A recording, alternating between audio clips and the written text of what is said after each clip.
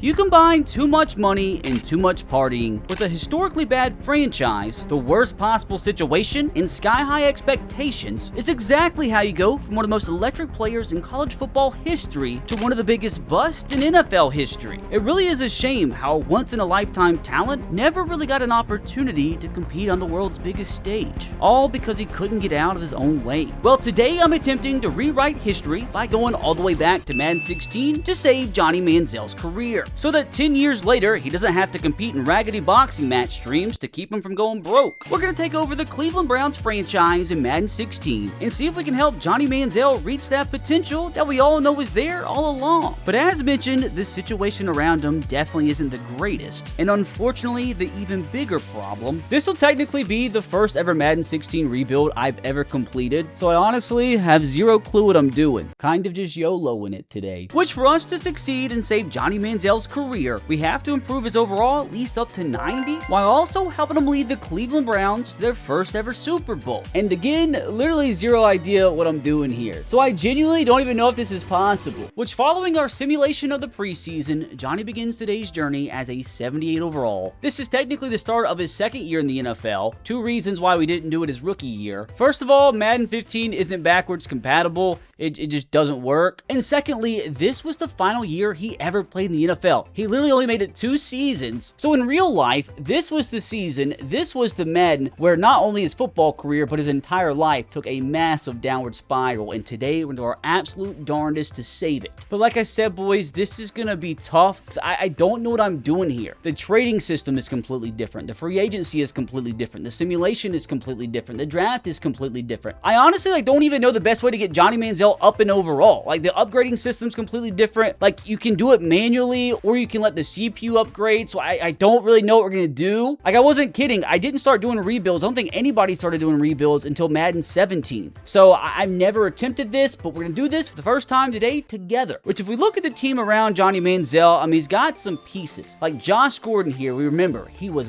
balling out, up to an 88 overall, only 24 years old, and today weed's legal. So hopefully he will be here for the duration of Johnny Manziel's career and hopefully be right there as his wide receiver one when they win a Super Bowl together. But with cannabis legal, this guy is going to ball the frick out today. Also, on the flip side, a guy who had a Mickey Mouse run at wide receiver, Terrell Pryor, converted quarterback, had 1,000 yards in Cleveland. I think after this year was where he started to fall off at receiver, but at least today, he's at 81 rated. Maybe he can stick around for more than a season or two. Maybe he could be a good wide receiver too for Johnny Manziel. Even outside of that, dude, we got lucky. Gary Barnidge had a really Mickey Mouse season the year before, and he's at a 90 overall here. Problem is, he's 29 years old. I really don't know how the regression system works in this game, so by the end of the year, he could be like an 85 rated. We'll have to see. I wonder if it even be worth it to like go ahead and trade him away, maybe trying to get a better tight end later. He's actually the second highest rated player in this entire offense, right behind Joe Thomas. I really hope as well we can get this guy a Super Bowl. He's 30 years old. I have no idea when players retire in this game. In current day Madden 26, it's really rare to see a tackle make it past 34, 35 years old, so I'm hoping that's the same case here. And I'm hoping by the time he retires, we can win him a Super Bowl, because if I don't win Joe Thomas the Super Bowl, I'm gonna be sad. This guy, what a freaking legend. Arguably the best player in Browns history. So at least we got Joe Thomas blocking Johnny Manziel's blind side. This also was early days for Joel Bitonio, who's one of the few players that are actually still in the NFL that are on this Cleveland Browns team. He's actually was still in the Browns last year. I think he's a free agent right now. Alex Mack, he was a freaking beast. He's 29 years old, so again, might last 4 or 5 seasons. Definitely can see an improvement on the right side of this offensive line, but I think our biggest need right now is the running back position, because I'm sure probably even in old Madden's, running back was extremely important. Yes, he's a second-year player, but I don't know how fast these guys are going to progress. So if we're going to try and save Johnny Manziel's career and win a Super Bowl with the Browns ASAP, we need to find somehow, some way to improve at the running back position. Again, not to say if we just kept him at running back, he maybe could get to like an 85 rated in a couple seasons, but we need better than that. Now, another issue, obviously, is definitely the defense. There's no Myles Garrett just yet. We have Starks here, 83 rated, Randy Starks. Got Desmond Bryant, who honestly wasn't horrible. Obviously, leader of this defense with Joe Hayden. 26 years old, 86 overall, highest rated player in this defense. He should stick around for the duration of this challenge. We hope so, because if we lose them, we're going to be screwed. I mean, it's sad, though. And talk about Johnny Manziel being a bust. About this guy, Justin Gilbert. He was an 8th overall pick, the same draft Johnny Manziel was drafted. He's a 72 rated in the second year, lower than what Johnny Manziel was to start the season, so that's kind of depressing. We'll see if we can help improve him and save his career as well. But again, fellas, like, the problem is, like, I don't even know where to start. I guess first thing we can do, it's always like the cheesy way to really like kind of boost the team up front, is like seeing who's available in free agency. Like, he's only 28 years old, 85 rated, so if we sign him, maybe we really could trade away Gary Barnidge for a better running back. So let's lock him down, which is the same thing in old Maddens as it is in current day Maddens. In free agency during the season, you only sign players to a 1-year contract. Oh, we gotta release a player? Oh, that's lame. See what I'm saying, dude? We're already running into problems. Don't need Daryl Richardson, so sorry, pal. You can't trade away garbage players in this Madden like you can in current day Madden. Like, I can't trade away Daryl Richardson for a 7th round pick, which is probably what you can do in Madden 26, so I'm not gonna be able to take advantage of that exploit. Like, I know this guy's a rookie, but like, we just don't really need a 64 rated fullback. Don't need 4 quarterbacks on the roster, so I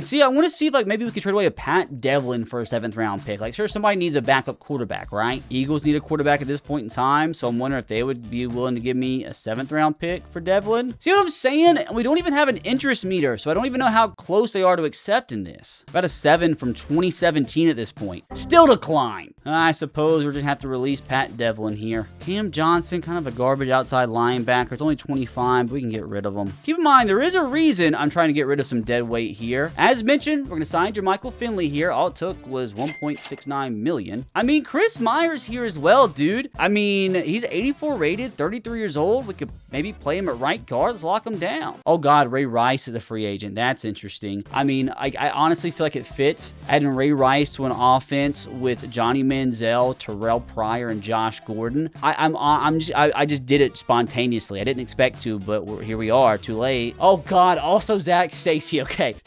We're not doing it. We gotta stop. Oh, Chris Johnson was a free agent. His speed was only 93 at this point, so he is kind of washed. I have no real reason to sign him. But also, I mean, why not sign an 85 rated Ray McDonald here? 30 years old, so it's not like he's completely washed at this point. Let's lock him down. It only took $3 million. There's more players that I definitely might come back and sign later. But with that, boys, as mentioned, I really do want to see if I can trade away Gary Barnidge before he starts to go down in overall potentially and bring in a starting running back, which there are, I think, a couple teams potentially interested in him. Which you see a little color to the left of his face. That's very, very important in this game. Yellow means they're kind of interested, and if they're not interested at all, I'm telling you right now, they're not going to trade for him. I ideally would find a team that's in the green, but unfortunately, I don't think there is one. Does anybody also want Isaiah Crowell? I mean, he's a young running back. Unfortunately, it looks like nobody wants him. Dude, rookie Todd Gurley would be kind of nasty. I definitely would rather go with somebody more established, though. God, it still says the Rams are unwilling to trade Todd Gurley. It says request a different player or significantly increase the offer. I just wish I knew what else I had to add in for this to be accepted. I mean, is like a 3rd round pick enough? Okay, apparently so. Okay, that's definitely not a bad start. Not a bad start at all. Johnny Manziel, Todd Gurley with Ray Rice behind him. Maybe we can convert Chris Myers over to guard and maybe trade our current starting guard for maybe a better wide receiver. Wait, hold on. You can't actually convert position in this game? I'm not gonna lie, fellas. That's kind of fat L. I still can technically start him there, though. Now, since we did just sign Ray McDonald, who's an 85 rated, maybe we can go ahead and trade away Randy Starks and bring in a decent receiver. He's behind Josh Gordon, behind Terrell Pryor. All we got is Travis Benjamin, Brian Hartline, Dwayne Bowe, Taylor Gabriel. But again, I have no idea whatsoever if there's even going to be a team out there interested in Randy Starks, which is not looking good, boys. It is not looking good at all. Not a single team interested. But maybe I could trade away this guard now? Come on, there's got to be somebody interested. Imagine we brought in Tavon Austin. Hold on a second. Submit it through. The Rams are interested, but need a bit more value. Imagine we get Todd Gurley and Tavon Austin from what was the St. Louis Rams at that point. Dude, this has got serious super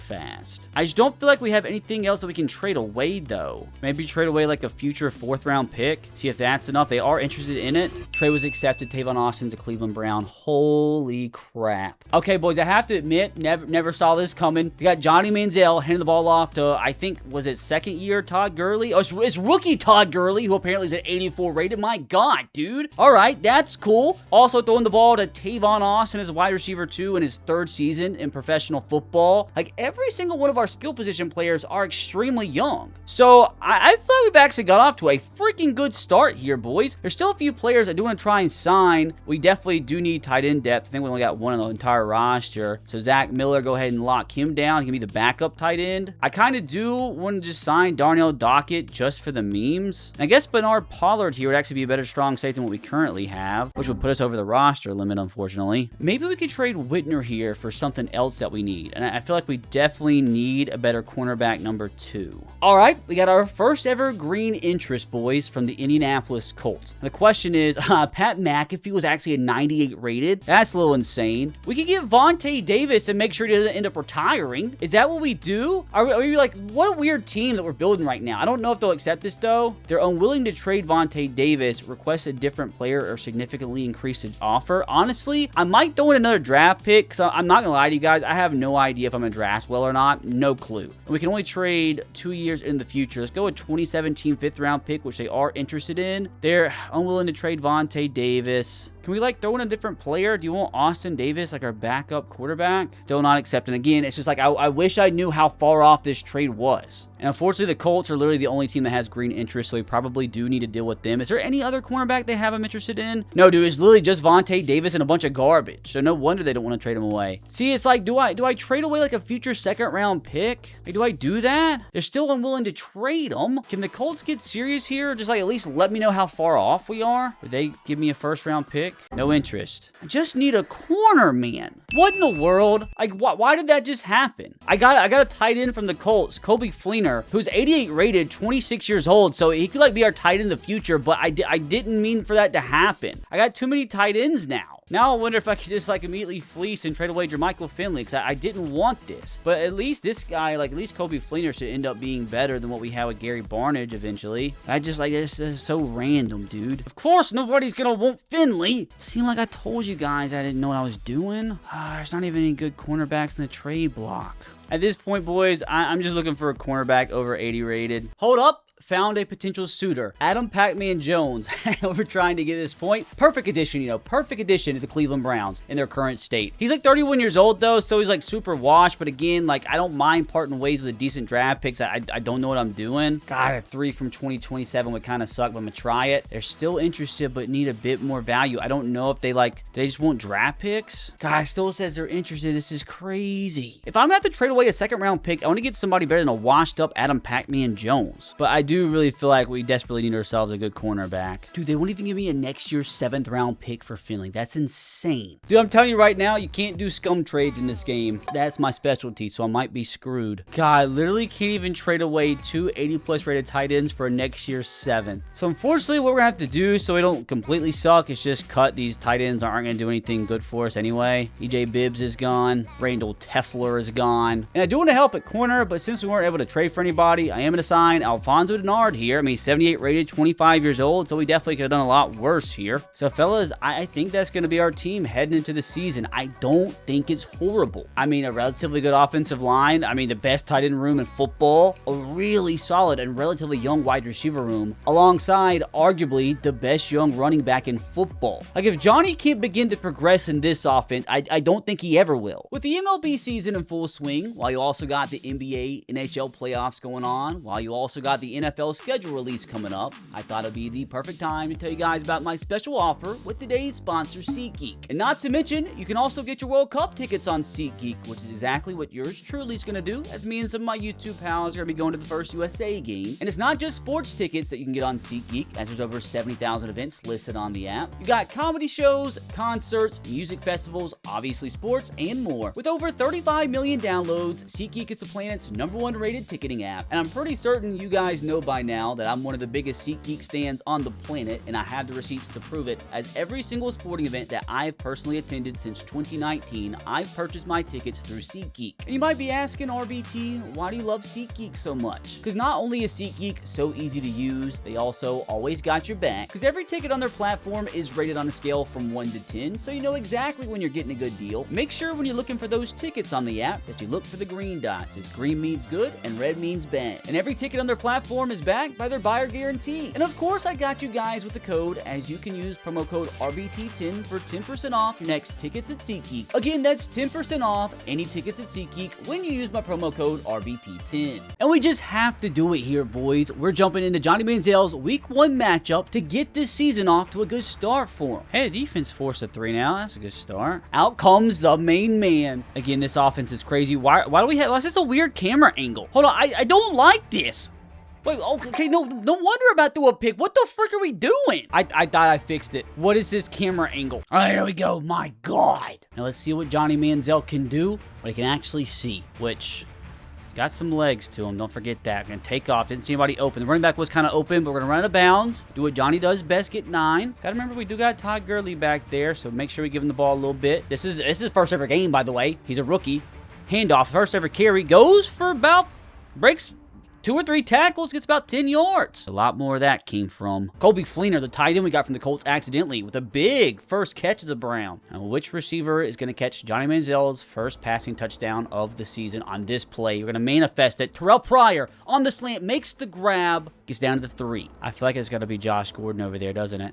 Josh Gordon, the slant, wide open. Touchdown, Browns. What a start to the season. Johnny Manziel can't believe it. Early, what did that say? I forgot there's like weekly goals and stuff. That's fun. I have to see how much XP we get for Johnny Manziel. We got to make sure, though, we score as many touchdowns as possible. Even if we have to run that score up a little bit, because every single stat, every single yard, every single touchdown matters. 2 straight 3 and outs. The Browns got the best defense of all time. Like, why couldn't Johnny at least lasted until Myles Garrett played, man? Now, let's see if one of our receivers can beat press coverage on the outside and get a bomb here.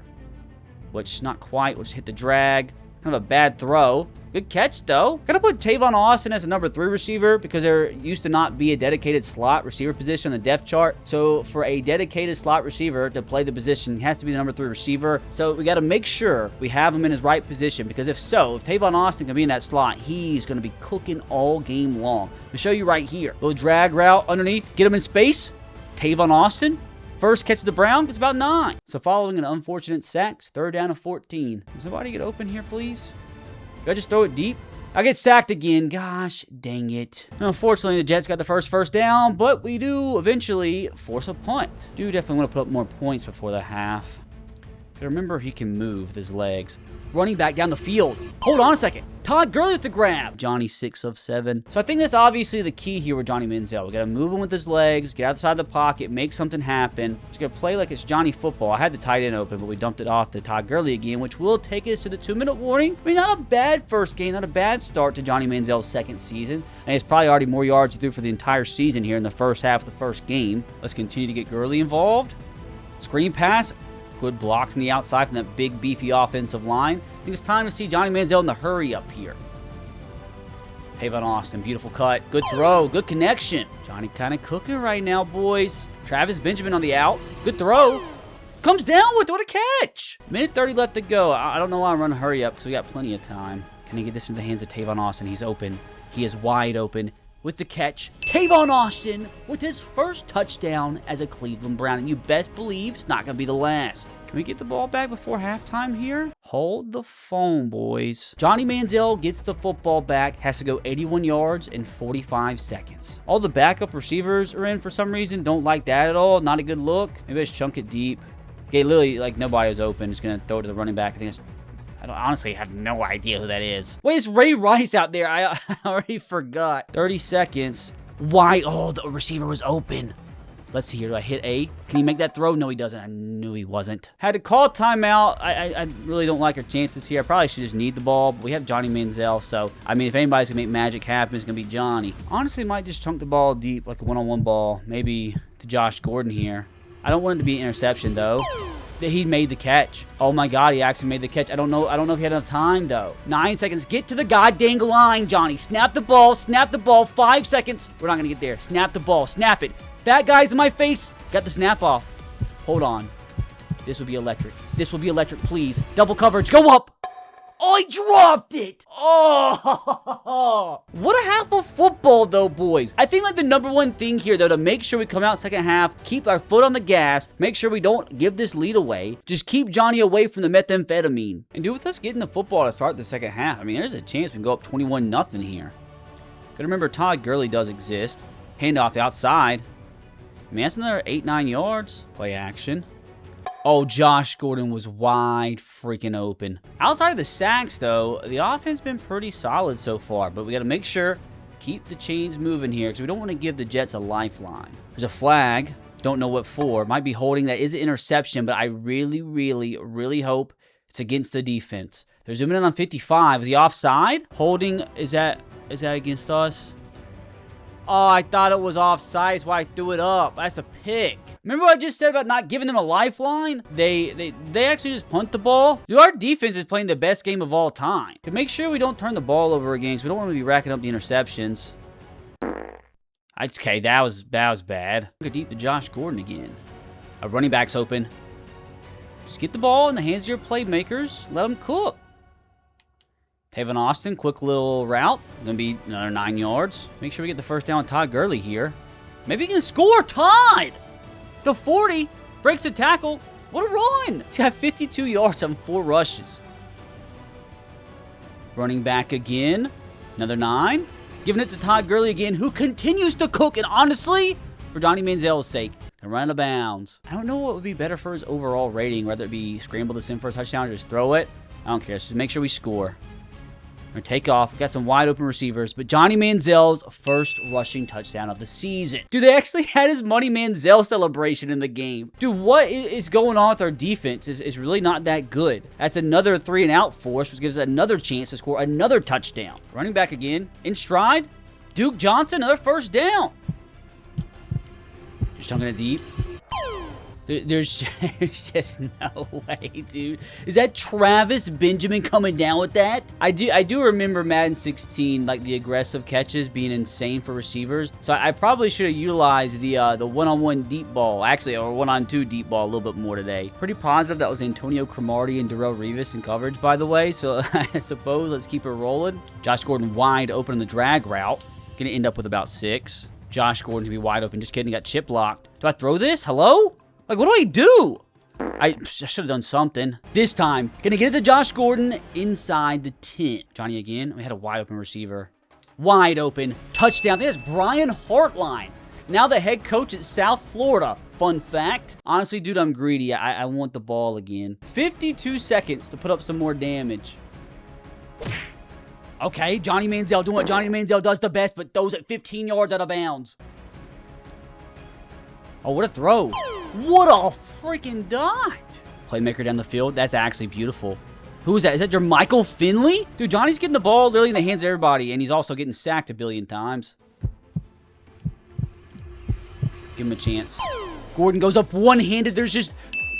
Did he score? There's just no way Josh Gordon walked the game off with that. A one-handed catch, breaks the tackle as time expires, dude. I'm already having the time of my life with Johnny Manziel, dude, and we're just getting started. 24-32, 400 yards, 4 touchdowns, and that lone interception. If he can continue to put performances like this, Johnny's going to get to a 90 overall in no time. It's like, I don't know what to upgrade, though. Like, his medium accuracy up a little bit. I think that's honestly all I can do. Again, I don't know if it's better to let the CPU do this or myself. Oh, I feel like this is going to be the big one, boys. His development is currently on slow. So with him having slow development, it's going to cost 21,000 XP to get him up to normal. And that's just normal. Like, honestly, with him having slow development, I don't know if he'll ever make it to a 90 overall. That's not good. Well, unfortunately, I'm not allowed to play every game. So what we're going to do is simulate this bad boy to the playoffs. If I played every game, it'd be too easy, you know. But let's hope that dominant week 1 win can catapult this franchise to at least a half-decent season for their standards. And most importantly, we need Johnny to keep playing up to his potential the rest of the year. So at the end of the season, I guess it's not good that we missed our season goal. It looks like Todd Gurley up to an 87. Manziel, I think that means he's up to an 81. He does have a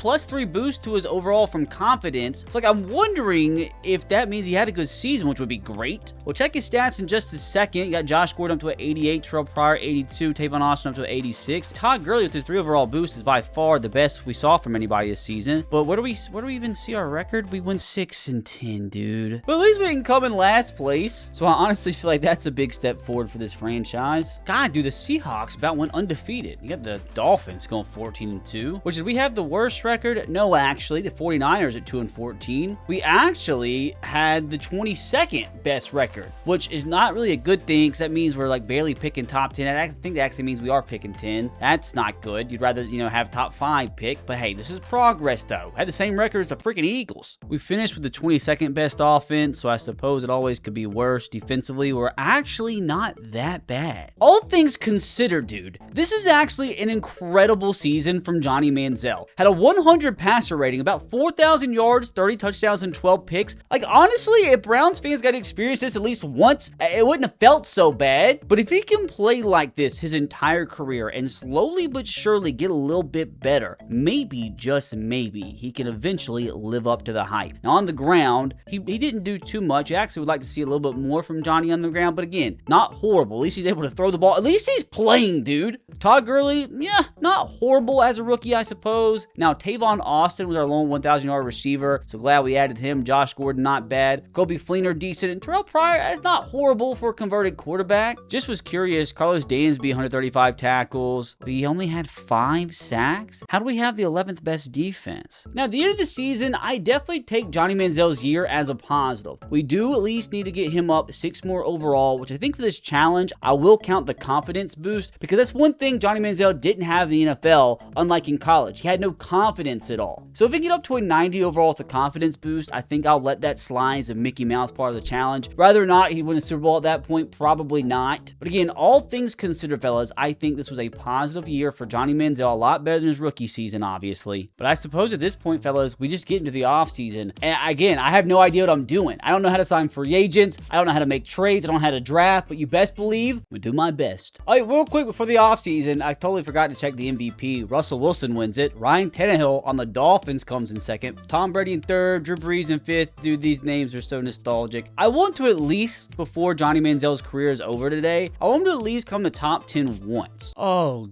God. With $40 million available, I don't know if it'd be better for like me to control this or the computer. Oh, that's why they traded me Fleener. Wait, we have to re-sign Kobe Fleener and Josh Gordon at the same time somehow. And Terrell Pryor. That's not good, boys. Dude, we definitely need him to stick around long term. He's up to a 91 overall at 27 years old. Hopefully, he'll just accept this. Like, I don't know if I should add more or not. Oh, God, he just says his agent's gonna get back to me. Is that how this entire thing is gonna go? Oh, gosh, now Josh Gordon, he's honestly not asking for that much. I wonder if I could just lock him down for like 7 years here. I don't know if I like need to offer him more money, if I'm gonna give him more years. Oh, this is gonna be this crap over and over again. I feel like I probably need to bring McDonald back, right? Here it is. Why couldn't they just told me when I offered him? It makes me go back to the main menu. Anyways, Josh Gordon accepts. Good news. Fleener accepts. Bernard Pollard, McDonald, Terrell Pryor, Mitchell Schwartz, Gibson. Okay, Denard declined. Robertson declined. That's fine, dude. The rest of the guys that I didn't offer, I could care less about. So honestly, that actually was a pretty successful negotiation period, as pretty much everybody I wanted to bring back accepted. So I guess from here, we just move on to free agency. Bad news, though, is we got $18 million to spend, although the players back in the day got paid exorbitantly less than what they do now. So you got Brandon Marshall, middle linebacker, Nick Fairley, Mike Tolbert, Malik Jackson, some big boys, Vernon Davis, Antonio Gates, Matt Forte, Greg Hardy. We definitely need to try to get cornerback. Now, the thing is, I probably need to go after players that are a little bit younger so they can progress and not be washed by the time their contract's up. So Brandon Marshall is somebody I definitely wouldn't mind, but it's like, I don't know. He's 7 years is crazy. It's like, I don't know like who we can and cannot afford. Nick Fairley would be good. Malik Jackson would be nice. A wide receiver, you got Percy Harvin, Jermaine Kearse, Mohamed Sanu. I think we're okay at the wide receiver front. Maybe I try to draft one. Yeah, I'm glad I got Todd Gurley on his rookie contract, because I just don't want to give money to any of these guys. Like, nobody really interests me that much. Kirk Cousins was a free agent, which is hilarious. I don't know why the Patriots are bidding on him, but it's crazy that Kirk Cousins is already 28 in this game. You got Ryan Fitzpatrick, Sam Bradford, but obviously we don't need a quarterback. Get a good guard here in John Asamoah. 87 rated, doesn't have a bid on him. Got Brandon Brooks behind him, who's also an 87, but he's a year younger. So maybe we got after Brandon Brooks. Maybe since they have 0 bids, they'll be easy to get. Honestly, it doesn't seem too ridiculous, so I think I'm actually gonna go ahead and make the offer. I wish I knew how much money I still had left over. I wonder if I go after Haloti Ngata. Again, he doesn't have a bid on him. He's honestly not asking for much money at all. I wonder if he'd be able to give me, if I can go up to 2 years. So go ahead and make that offer. So hopefully we're going 2 for 2 so far. Brandon Marshall's probably out of our price range. Derek Johnson, though, I know he's old, 33 years old. Maybe we go Brandon Spikes. I mean, he's definitely asking for a pretty penny. I wonder how much cheaper would a Derek Johnson be? Guy, I mean, he's asking for 11 million over 2 years. So I guess 4 million a year isn't that bad. So I suppose we'll go ahead and make the offer. Now we do desperately need cornerback. Now I wonder if Sean Smith might be out of our price range. Do I go Janoris Jenkins? He's 27. Or do I just try to put all my money on Sean Smith here? Which, to be fair, dude, that's actually not that bad of a contract offer for an 88 rated cornerback. Only a 1-year deal, which is strange, but I will go ahead and make the offer that says I don't have the money. That's great. So unfortunately, maybe I go after Janoris Jenkins instead. He wants a 4-year deal. Dude, the cornerbacks ask for so much money in this game. I guess I'll offer Janoris Jenkins. It looks like the Bucs are the highest bid, so I don't even know if I'm going to get them. So far, we've offered Brandon Brooks, Brandon Spikes, and Janoris Jenkins. It looks like only going to get 3 of them. How do I know if they accept or not? Do I just advance to the next week? Imagine I advance to the next week and I lose all of them. Well, gosh, dang it, dude. Only player I'm still leading for is Ngata. Brandon Spikes and Janoris Jenkins, unfortunately, probably going to be signed elsewhere. Good news, though. We did sign Brandon Brooks, so at least our offensive line got a little bit better. I mean, a 27-year-old, 87 rated right guard for only $13 million over 4 years, I feel like is a bargain. I wonder if a 91 overall Vernon Davis is a bargain. Nah, he's asking for like 27 mil. Get out of here. I mean, I guess the best thing to do as the Cleveland Browns is to try to go bargain hunting. And I wonder,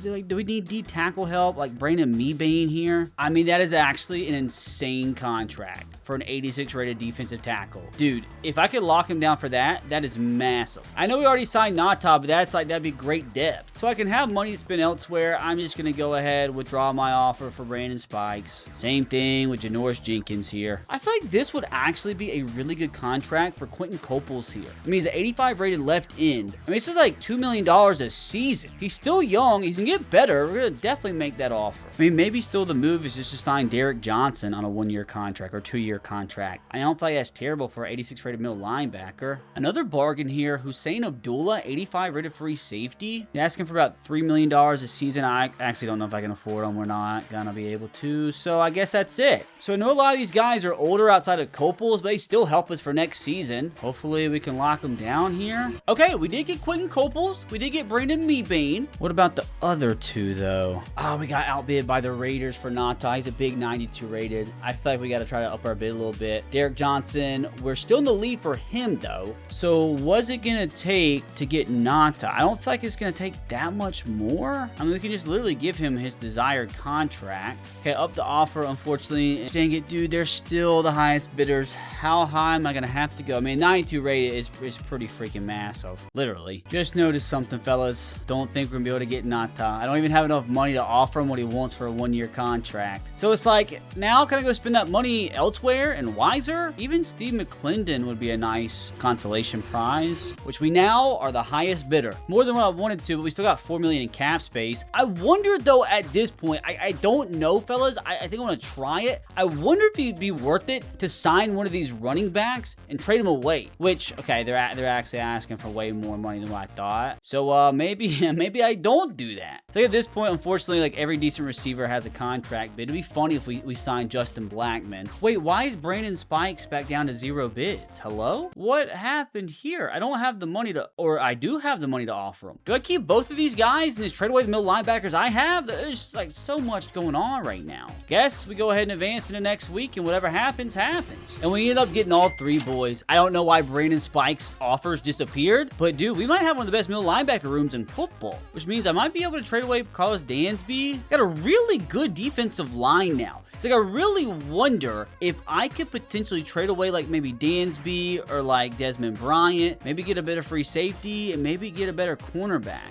Because as of right now, I think we're okay on offense. Like, our offensive line's good, wide receiver room's good, running back's good, quarterback is Johnny Manziel. So I'm honest to God excited about the future of this franchise, boys. Next up, the draft, though. Just curious some of the signings. Nick Fairley goes to the Jags. Brandon Marshall, I can't say it. Malik Jackson to the Bears. Natai did go to the Raiders. That's the one that got away. Vernon Davis also to the Raiders. So the Raiders just signed every single washed up player, although they're not really washed up. They're still obviously 90 plus rated. Antonio Gates to the Saints is nuts. Kirk Cousins to the Eagles. Ryan Fitzpatrick to the Texans, which is kind of like a realistic arc. Sam Bradford to go be Tony Romo's backup. Blaine Gabbert to the Broncos. Jimmy G to the Patriots, which is interesting. But now it's draft time. Okay, so the draft board used to be a lot different. We don't pick, I'm assuming, until, oh god, all the way to 11. Okay, it just simulated. Did my pick? Is that real faces? Hold on a second, dude. They actually used to have real faces in the game. Why did I forget about this? Oh, I guess we didn't do any scouting. That's not good. I do think the combine grade is a big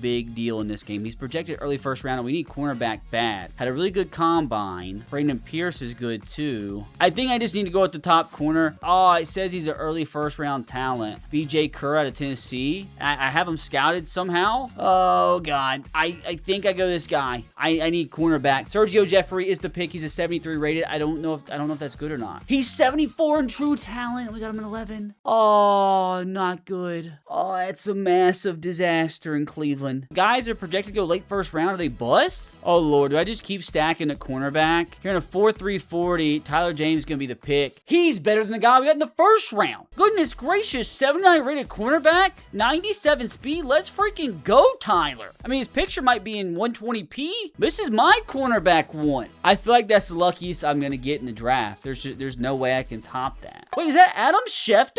I was wondering if we get in a trade back, just a bunch of 2027 thirds. So I suppose we kind of just do go off the combine grade here. Chris Reedy looks pretty good, running back out of Arizona. He's gonna be 137 in true value. At least he's a 67. So like, I don't know if there's like good value at this point in the draft or not. Like, do I just do this as an experiment? Avery Taylor here is projected to go late third round. Oh my god!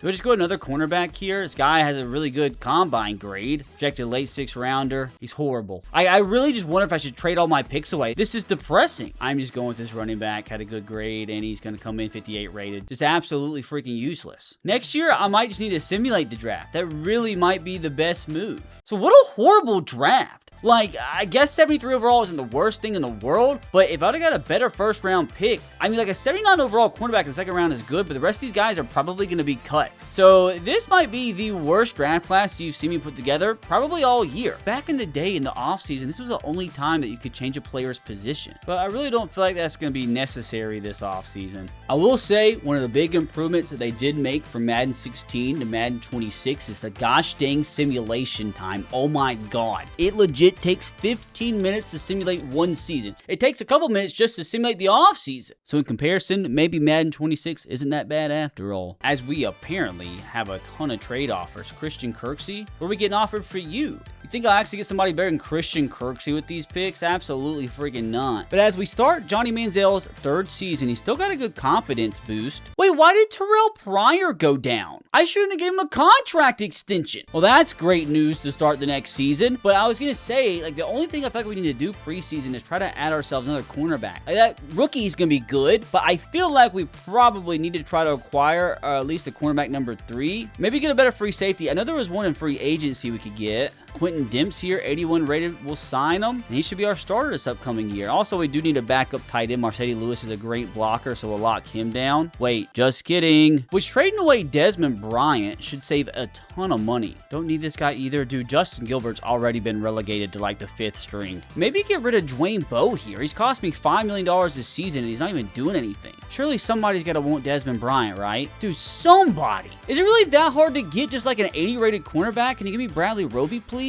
Oh, it's just gonna take forever. ever. Oh my God, I just jumped out of my chair. It's about time. I'm getting excited over an 81 rated cornerback, and I had to trade away a future second round pick and a 5th round pick in Desmond Bryant. But cornerback, I'm telling you, is the hardest freaking position to trade for in this game. It's insane. I just got him. He's going to be our number 2. The rookie's going to come in as a number 3. So at least like cornerback sorted. Why did Joe Hayden go down so much? That's not good. Don't like to see that at all. He was at 86 last year. Oh God. Don't like to see that at all. We already sucked at cornerback as it is. On Dansby too, he was at 84 before the season started. I should have traded him away while I had the chance. Literally all I got for this salary dump was a 6th round pick from 2028 from the Texans. Trade away Dansby, Dwayne Bowe, and somebody else, and that's literally all I got. Which does at least free up spots to sign some veteran free agents that we needed, like Mercedes Lewis. I got money now, can sign him to be a backup tight end. Roman Harper, not a bad strong safety to have. I think I'm going to sign DeBrickashaw Ferguson literally just because of his name. And for that, boys, I suppose we are set for Johnny Manziel's season number 3. The good news, again, has a good confidence boost. He's continuing to go up in overall. A repeat of last year, hopefully even a little bit of progression, and maybe he can get his real overall into like the mid 80s. That literally just took me like 2 hours to get through one off season, so I'm not gonna lie. If after all of that, we go backwards as a team, I'm gonna be distraught. End of the year, no playoffs yet again, which I didn't really expect. Question is, how bad did we do? Our team looks like our morale is super high. Johnny Manziel did go up slightly, up to an 82 overall with the 3 overall morale boost, bring him to an 85. So I'm assuming he had another good year. Now, it looks like the rest of the team went up quite a bit too. I want to see defensively, we not as much of a morale boost. Now, how did we do this season? We finished...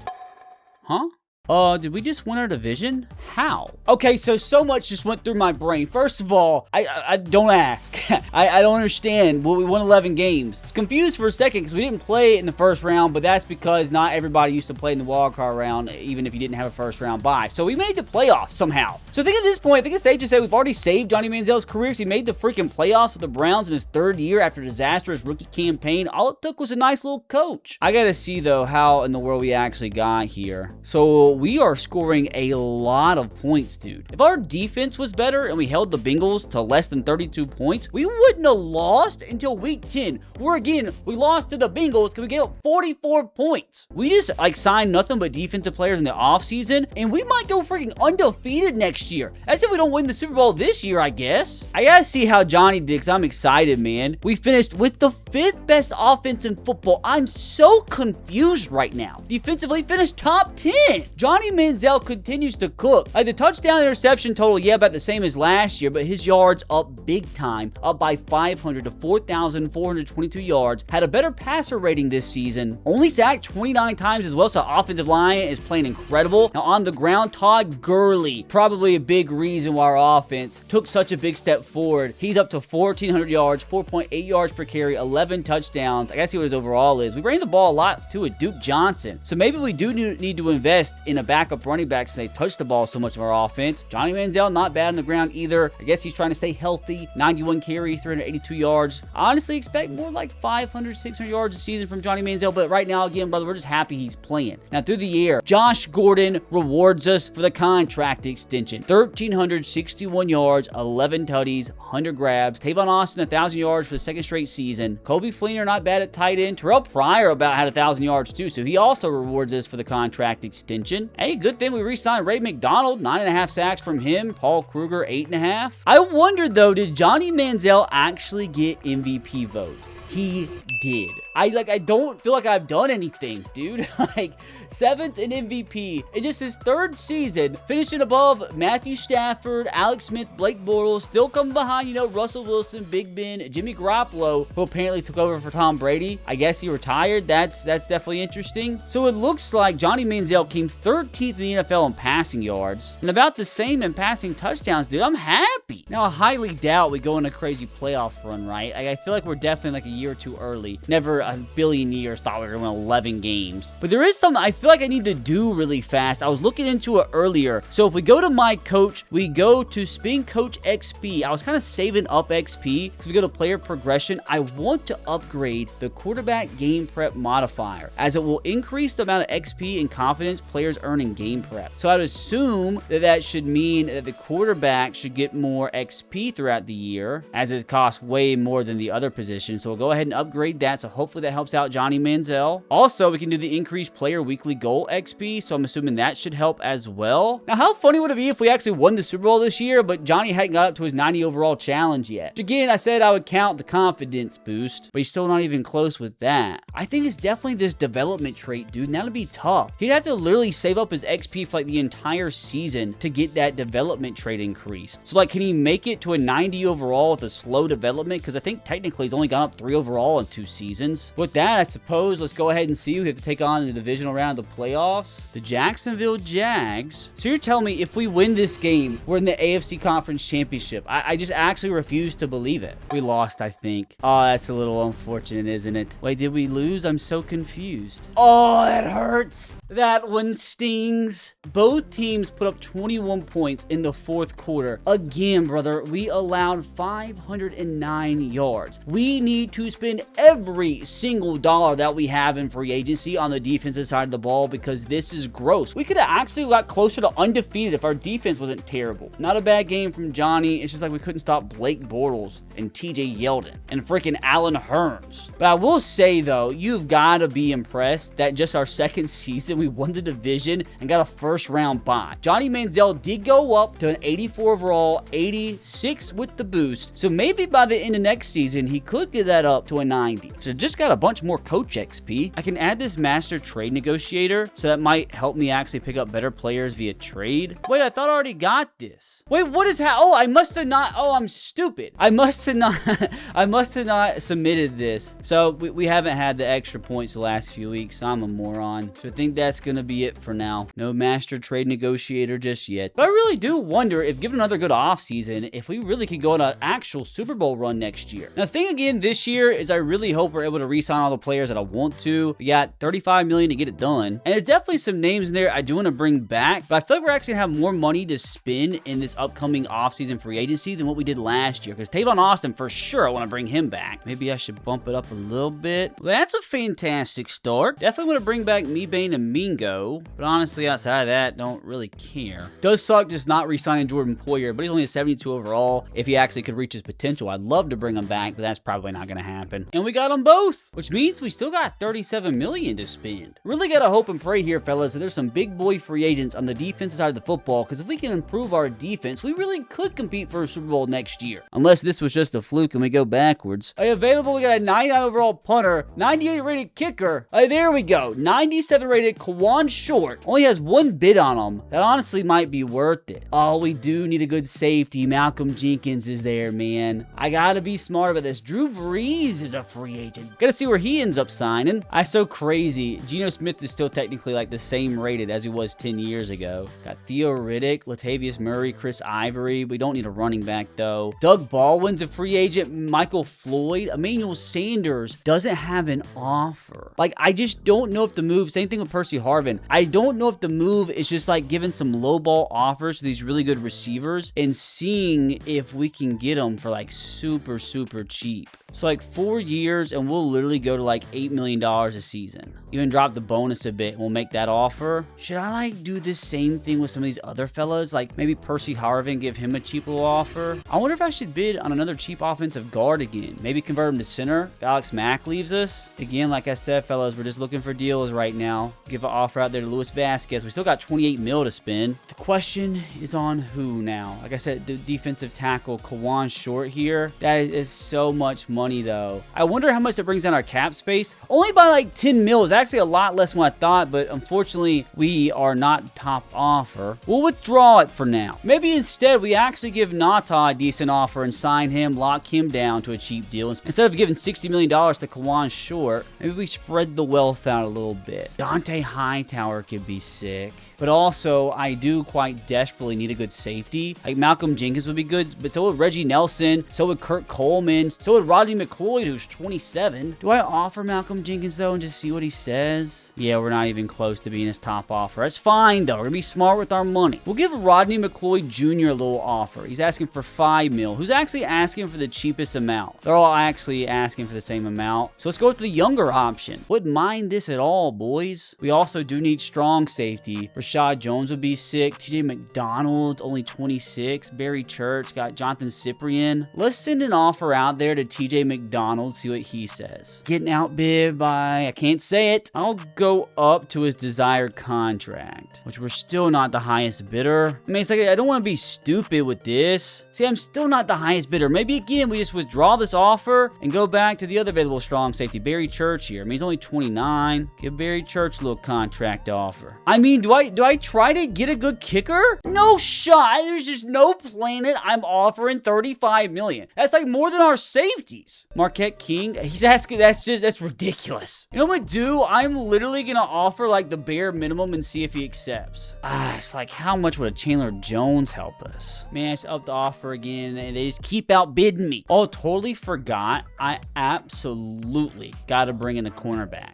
And I assume the best bets go after Sean Smith here. He only wants a 1-year contract. I wonder if I can make it 2 years. Currently in the lead for him. So as of right now, we're in the lead. A Mickey Mouse deal for Marquette King. Good offer for Haloti Ngata. Another Mickey Mouse offer for Emmanuel Sanders. Good, strong offer for Rodney McLeod. Good, strong offer for Sean Smith. We're about to completely revamp our secondary, boys, which should help us not give up 50 points a game again. Good guard we offered. Another Mickey Mouse offer for Percy Harvin. I might send out one more small offer for another wide receiver and just hope that we can get one of them. Let's go 85 rated Brandon LaFell. He wants a 4-year deal, though. Go super cheap with that one. Let's just hope for a little bit of luck here, boys. This really could be the most defining moment in Cleveland Browns history. Oh, we finally got the big boy. Got Rodney McLeod. Also got our big safety target. We got Marquette King, a 99 overall punter for like $1 million a season. So only 3 contracts have been accepted so far. It's a little disappointing. Okay, we're still leading for the kicker. Okay, we're not going to get Emmanuel Sanders, which doesn't really shock me, so we'll go ahead and withdraw this bid. Still in the lead for Sean Smith. Still in the lead for Barry Church. Still in the lead for Luis Vasquez. And still the only offer for Percy Harvin and Brandon LaFell. Imagine we actually get them for that cheap of a contract, dude. And I still got some money left over. I just don't know if I should spend it or not, or just keep rolling. Wait, do I give Kyle Juszczyk a cheap deal? We just gave him another cheap contract. I wonder if that's the meta this year's game. Just offer the guys that don't get contract offers. Like, I wonder, too, if I should do the same thing at free safety here. Like, Kurt Coleman hasn't got offered yet. If you need 1 safety, why not bring in 2 potentially? I mean, the offer got sent. Trade never worked out, but what if I could get them for literally the bare minimum? Here's another one that's not getting offered anything. DeMarcus Ware. What is this wokeness? I know we probably won't get all these guys, but even if we got half of them, dude, that would be insane. So let's hope this next week of free agency here is as successful as the last. Okay, so the only 2 that signed, unfortunately, are Vasquez and Barry Church here. We're not going to get the kicker. Not going to get Kyle. Still could get Sean Smith. We're not going to get Kurt Coleman. We're not going to get Percy. Not going to get Brandon LaFell. Not going to get DeMarcus Ware. Not going to get Adam Jones. But you best believe I'm going to withdraw all these bids, get all that money back, and try to find some other good deals out there. Wait a second. Why do some players have their bids removed sometimes? Like, Michael Floyd doesn't have a bid anymore. Alan Hearns, he beat us in the playoffs. He no longer has a bid. So, best believe I'm going to try to take advantage here. Michael Brocker's another one here, man. 89 rated defensive tackle. He's 26 years old. Janoris Jenkins doesn't have any bids. I tried trading for him last year. Maybe I can get him for free, basically. And dude, Reggie Nelson still doesn't have a bid. So hopefully number 1 target here, Sean Smith, still signs with us. But if we can just land one of these guys on a cheap contract, dude, oh my God. We really need Madden to give us some good news here.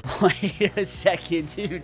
Oh, I can't keep getting away with it, man. I just find exploits in every single game. We have signed Reggie Nelson, Michael Floyd, Janoris Jenkins, Alan Hearns, and Michael Brockers for pretty much nothing. Oh, this wide receiver core is ridiculous. Josh Gordon, Tavon Austin, Alan Hearns, Michael Floyd with Terrell Pryor as the 5. And then on defense, we got 2 90-rated safeties, an extremely deep cornerback room. Because you got Smith as the 1 now. Joe Hayden is still only like an 83. But our youngster, he's up to an 81. Gaines is an 81. And Janoris Jenkins actually is just going to be the 5. And defensive tackle is stacked now, boys. Haloti Ngata, Brockers in the middle. I really feel like at the start of next season, we could do some trades. Maybe like trade away McClendon. Maybe could even get rid of Gaines now. And honestly, even though I don't really want to, maybe even trade away Terrell Pryor and maybe try and add a superstar somewhere. But we still have the draft to go. What are the odds this draft is better than the last? I want to pick all the way down at 27. I'm not gonna lie. I don't have a clue. I mean, this guy, he looks fast at cornerback? Or just go with one of the running backs that's projected to go in the first round? Because we could use a good backup running back since they get a lot of carries. They're just really slow, though. This middle linebacker looks kind of good. We could use some middle linebacker depth. We'll take Russell Morgan out of Miami. I mean, Miami's had some pretty good luck in the last 20 years of late round middle linebackers. Russell Morgan's going to come in 75 overall, 65 in true talent. God dang it. I'm not going to lie. If I choke again on the second round pick here, I'm probably just going to simulate the rest. I mean, here's another middle linebacker. He's super fast. Let's just do it. He's going to come. Nah, get me out of here. Get me the frick gone. I'm the most pathetic Madden 16 drafter of all time. But regardless, at least I've still assembled a pretty good goddamn team. It's like, what's a 27-year-old 85 receiver just sitting there in free agency at the start of the season? I'm gonna sign him just because I can. Also, just for the vibes too, let's sign Vince Wilfork. I legit have one tight end in the roster, so why not sign a couple 83 plus rateds? Wait, didn't I just trade this guy last year? I guess screw it, let's bring him back. I do desperately need offensive line depth as well. I can bring back Brigashaw Ferguson for another year. Actually, I can't. So I do need to make some trades here, fellas. I know I just re-signed him, but like with the depth that we've signed, I feel like we probably could get rid of Brandon Mebane. Paul Kruger is costing us $9 million a season. I feel like maybe we just try and improve it right outside linebacker here. Maybe it's time we go ahead and get rid of Justin Gilbert, which of course nobody wants him. We get KJ Wright for cheap from the Seahawks since he's the backup to Dante Hightower, who they just signed out of free agency. Okay, that was a lot easier than I expected. Now we've brought Brigashaw back. I suppose Lance Lewis will do here. There's a 76 overall undrafted free agent rookie. Brother, Jesus Perez, welcome to Cleveland. Here's a 73 overall 23-year-old undrafted free agent right tackle. Do I need to scour free agency for undrafted free agents? What in the world? So I got some really good depth on the offensive line now. I know it might not seem urgent, but I do feel like we need a better backup running back to Todd Gurley. Maybe trade away both of these first-round bust cornerbacks. And honestly, I really don't care about trading away maybe like a future first-round pick. I legit just want like an insane 1-2 punch at running back. What about Alfred Morris? Maybe I'd actually not even have to trade away a first. Maybe a second rounder for him? Trade was accepted. Let's go. Now, like, come on, boys. This team has got to, and I mean got to perform better than what we did a year ago, right? I mean, we're stacked at this point. I wish it would tell you what the team's overall is, because I feel like we're approaching like a 90 overall team. Oh, the one depressing thing is, though, Joe Thomas is starting to go down. He's a 96. Guess he is 32 years old. But he does have some upgrade points that we could use. Actually, can't. Doesn't have enough. Oh, we got to get this guy a Super Bowl ring before he retires. Now, boys, we need Johnny to lock in. He's up to an 86 rate with his confidence boost. I'm hoping if he can have like a top 5 MVP season, he could be approaching 90 by the time we get to the playoffs. His development is on auto, and I did change it up a little bit. He would develop every single week, like they'd automatically upgrade with his XP, but I changed it every 4 weeks. So I'm wondering if it can kind of build up XP points. It would actually apply to things like deep accuracy, because his deep accuracy is 67 and it stayed at 67 his entire career. Like play action hasn't been touched. I don't think throw power has been either, just because it costs a lot more XP. So maybe if it builds up for 4 weeks, you might actually be able to upgrade some of those other ones. So again, boys, another offseason that took me an hour and a half, 2 hours. So if we perform worse than last year, I'm going to be distraught. So at the end of the season, I definitely don't like the look of that. Since we missed our season goal of regular season wins, that's not ideal. I mean, the morale of the offense looks good. The defense also looks good. So why did we miss our season goal? It's because we went 8-8. Are you kidding me? Did we just miss out on the playoffs by a freaking tie? Or did we make the playoffs? I'm confused. We missed the playoffs by half a game. Oh, I want to puke! Oh my gosh, dude, I see what happened here. We had the second best offense in football. What the frick? Our defense was almost dead last. I don't understand. We gave up the 33rd most points. There's 32 teams. They don't even make sense. We legit gave up 40 more points than the second to last. Apparently, there was a new expansion team because we finished 33rd in points allowed. Don't understand. That's how bad our defense was, dude. But you know what? It doesn't matter because the main man of the hour, Johnny Manziel, is having one heck of a career. 109 quarterback rating for the best season of his career. Almost 5,000 yards passing, 41 touchdowns, 14 interceptions. There's actually a relatively good chance that he won MVP this season, which would be incredible. And his freaking defense let him down. On the ground, Todd Gurley continues to be incredible. Alfred Morris was a good pickup, had more rushing touchdowns than Todd Gurley. Johnny Manziel, not much on the ground this season. We had 3 1,000-yard receivers. Allen Hurns, by the way, okay? Leads the team, 1,400 yards. He had Josh Gordon, 1,300 yards, 13 tutties. Kobe Fleener, good season. Michael Floyd, good season. Poor Tavon Austin doesn't get a lot of playing time, but I'll make sure I change that next year. I might actually end up trading one of those receivers for a good defender. That's probably what I'm going to do to make sure that Tavon Austin gets his well-deserved playing time. Brandon Spikes led us in tackles. We can't get at the quarterback. Like, I really wonder if it'd be worth it to trade one of those receivers, package like multiple first-round picks together, and get ourselves like 2 premier edge rushers. Like, who is even leading the NFL at sacks at this point? D Ford with 10. Why does that feel like that's really low? Okay, just kidding. DeMarcus Lawrence spawns out of nowhere, 17.5 sacks. Calais Campbell was 16. Sheldon Richardson was 16 as well. So we gotta find one of these guys putting up big boy numbers like a JJ Watt and add them to our defense. But let's see, man. Did Johnny Manziel win MVP? No, he didn't. He came in 4th. But dude, like, that's still incredible. Like, just the fact that Johnny Manziel is getting back-to-back top 10 MVP finishes, I think we've done a pretty good job so far. He's actually got some upgrade points to use here. Dude, what do I use it on? I can actually upgrade him a lot. So with all the boost, we're gonna submit, and he's up to an 88 overall, getting so close to that 90. As we're just gonna go ahead, get right into the offseason, and hope to God we can finally put it all together. Maybe actually field a half-capable defense next season. Maybe earn ourselves another first-round bye and actually go on a Super Bowl run. Oh God, a lot to be done this offseason, as I have to bring back Johnny Manziel somehow. I'm not gonna lie to you guys, I might honestly only be able to afford to re-sign Johnny Manziel this offseason. I probably should have waited to do those upgrades and got him for a lot cheaper. Thank God. Like, what happens if I didn't re-sign him?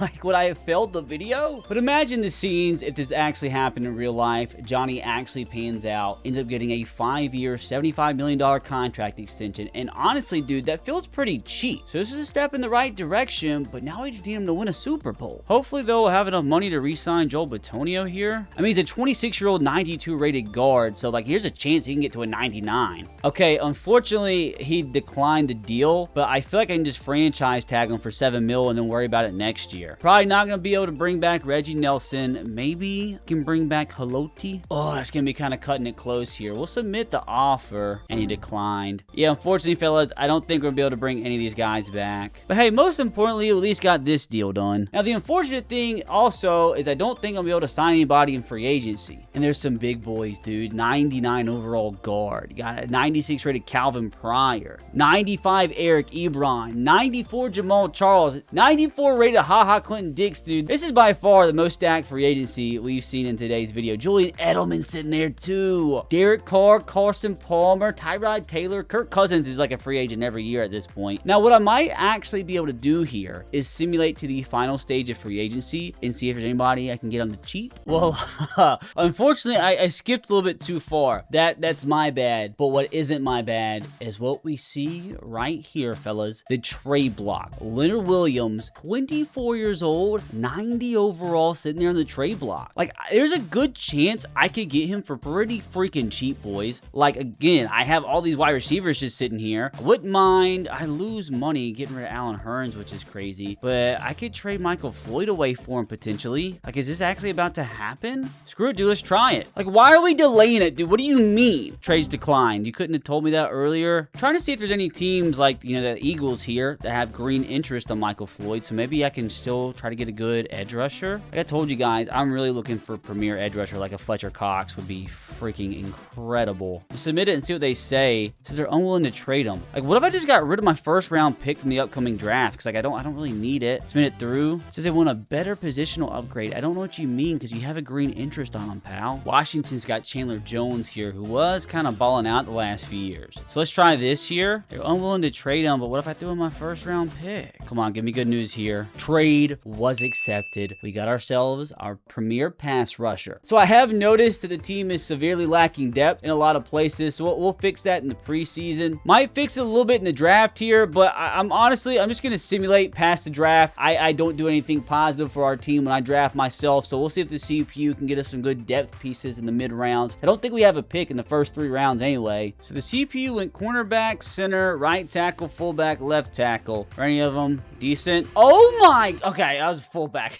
Dude, I got hard all of a sudden. 81 rated fullback in the 6th round. I guess it's still good. And a 72 rated center in the 5th. That's not bad. That's better what I would have done. I thought we hit like an 81 rated receiver. I was really excited. For Coach XP now, I can go ahead and do this master trade negotiator. And again, like the only problem going into next season is like we don't have any depth at all. Like Marquette King's our backup quarterback, for crying out loud. I wonder if getting rid of Sean Smith here might be the move. Like maybe swapping him for another really good cornerback while throwing in some draft picks to get a lower cap pick, because he's costing us $9 million a season, which is kind of crazy. See, dude, same thing with Joe Hayden. The cornerbacks are just so goddamn expensive in this game. But we gotta do something, man, because the cornerbacks are costing us way too much money. So we will throw in Joe Hayden. He's 29 years old. There's a few teams that want him. Maybe we get this young corner instead, Marcus Mills, only costing $640K a year. So they're gonna reject the trade straight up, obviously, but I wonder if I threw in maybe another player or a draft pick, or maybe I should look for a better option first. Ronald Darby, 85 overall, only costing $500,000 towards the cap hit. So like obviously it's gonna cost a lot. Like I'm probably have to throw in a 1st round pick for next year, but I would 100% do this. It would be huge. Spin it through. They're unwilling to trade them. Got a 1st and a 3rd, still declined. My God. 1st and a 2nd, still declined. I just want to see it just like the memes. They won't even accept 2 firsts. That's insane. About Bradley Roby, that would still be like a $4 million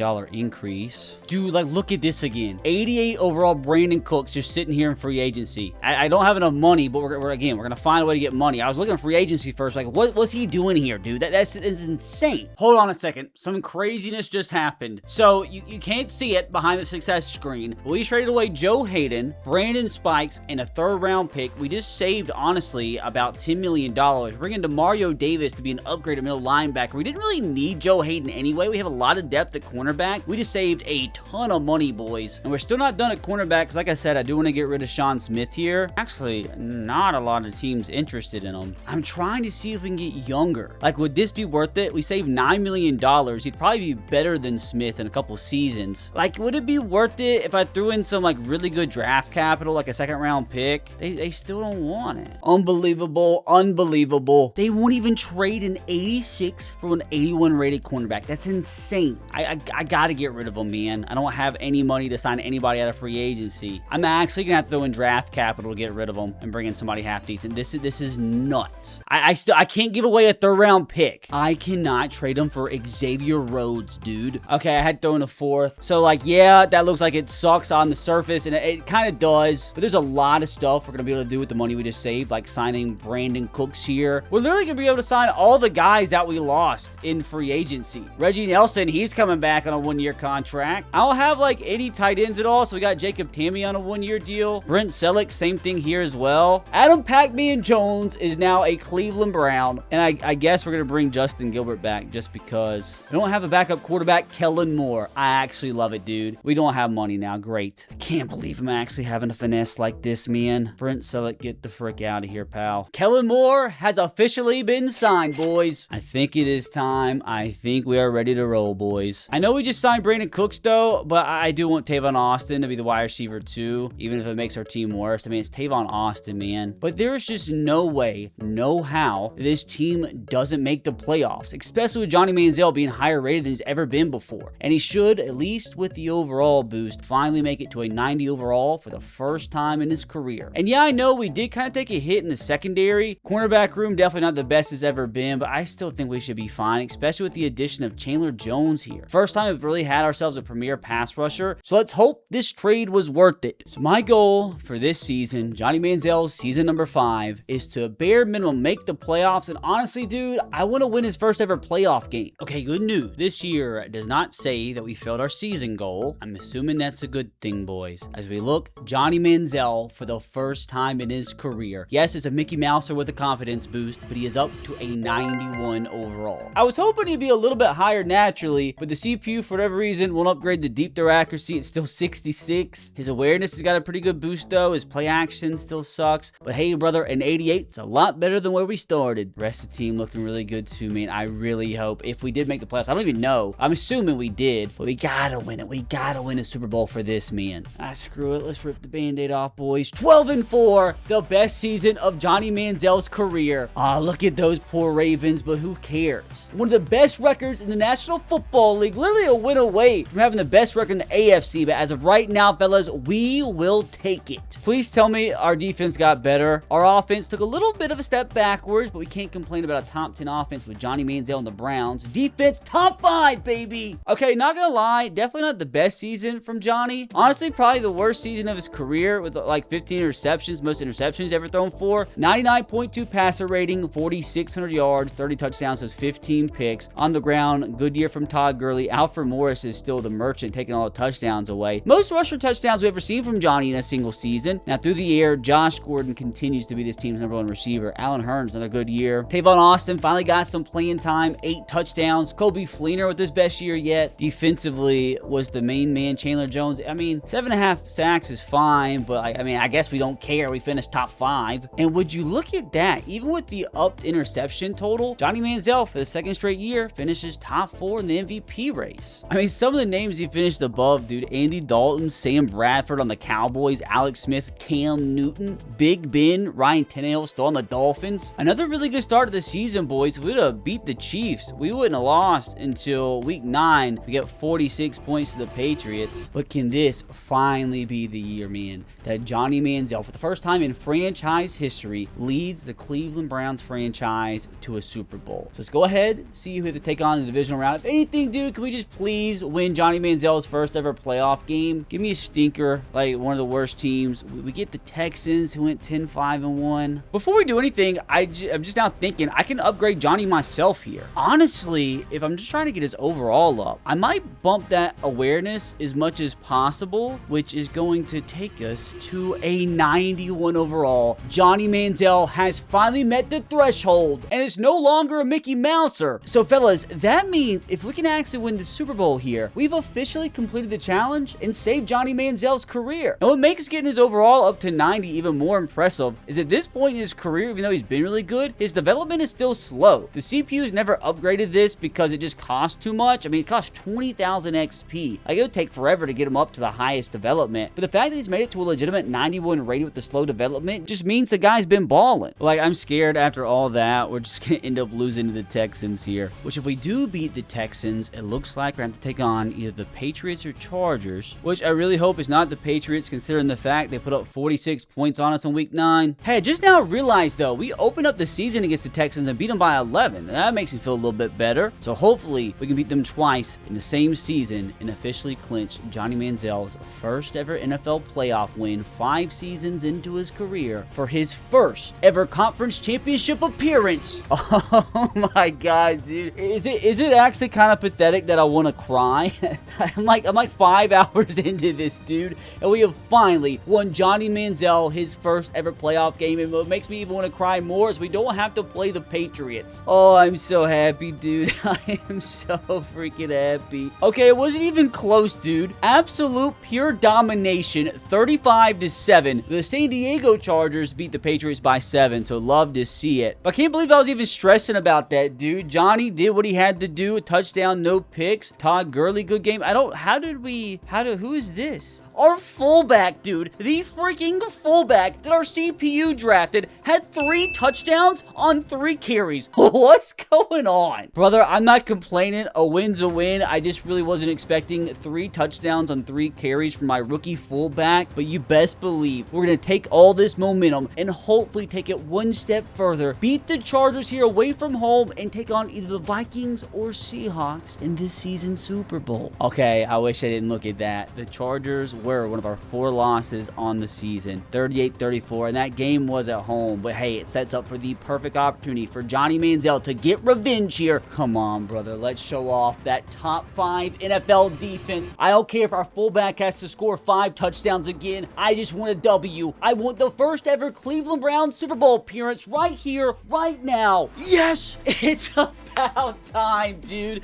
My god, I'm about to fall asleep standing up. Again, brother, it wasn't even close. It was close into the 4th quarter, but we put up 527 yards of offense. Our defense did enough. Johnny Manziel, 4 touchdowns, 0 interceptions, out-dueling Phillip Rivers, brother. So I think this right here, you know, a pretty good proof that we've already saved Johnny Manziel's career. Oh, even took down Julian Edelman in the Chargers. But we were able to do so because Josh freaking Gordon, brother. 6 grabs, 3 of those for touchdowns, 177 yards. And all we gotta do it is one more time, brother. And just out of pure curiosity here, I do want to see, oh my god, they're the ones who signed that 99 overall guard out of free agency. Harrison Smith in his prime, dude, 99 rated. Same thing with Linval Joseph in his prime. Anthony Barr balling out. Their quarterback is Teddy Bridgewater, who has made it to a 91 overall. Funny enough, him and Johnny Manziel are the same exact age and the same exact overall, so what a freaking matchup, and what a story. Teddy Bridgewater's panned out, Johnny Manziel's panned out, but which of the two will bring their franchise to their first ever Super Bowl here? And as always, it all comes down to the click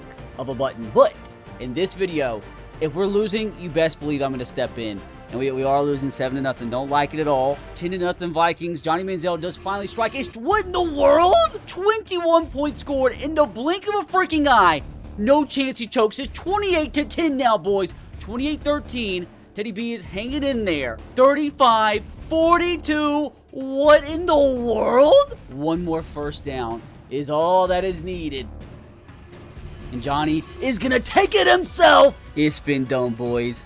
We have gone back in time and completed the impossible. We have rewritten the career of Johnny Manziel and showed what potential that he truly had. Unfortunately, giving the dog pound a glimpse of what could have been. But as we successfully bring the Browns to their first Super Bowl in franchise history, at least you get to enjoy it virtually. Now, if you're enjoying these dumb videos of mine that have no bearing on the trajectory of your life whatsoever, you can click right here to watch another one.